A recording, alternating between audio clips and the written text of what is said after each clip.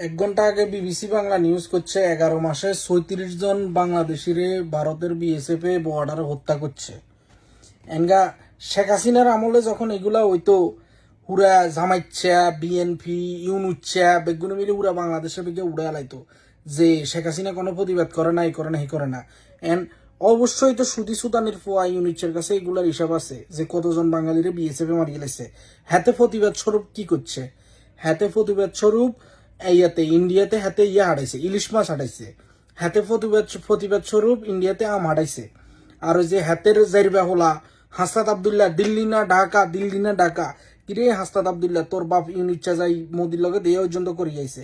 খালি আঙ্গ আওয়ামী লীগের নেতা কর্মীরা দেখলে ইন্ডিয়ার দালাল, তারপরে বাংলাদেশের সংখ্যালঘু করে দেখলে ইন্ডিয়ার দালাল, রয় রেজেন ইস্কন, তারপরে ওই যে চিন্ময়ের জেলের মধ্যে ঢুকে রেখছ ইন্ডিয়ার দালাল কই কই তোর বাপ ইউনিটটা কি পরিমাণে ইন্ডিয়ার সাডের তুই এটা দেখছতি। মানে 37 জন মানুষ হত্যা হয়ে গেছে, এগুলো মিডিয়াতে পাবলিসিটি হয়েছে 11 মাস পরে। তারপরে তো ইউনিচার সরকার বা পুলিশ বা বিডিআর এরা তো এগুলো জানে, এগুলো নিয়ে কোনো কথা কইসতি। তোরা ক্ষমতা বা সেবেলা নিজেদের মানে গোয়াও দিতে হেরবি যে কেউ গোয়া মারক তারপরে ক্ষমতা থাকুক। মানে এটা হচ্ছে ইউনিচার সংস্কার, এটা বাংলাদেশের মানুষের জানাই রাখলাম।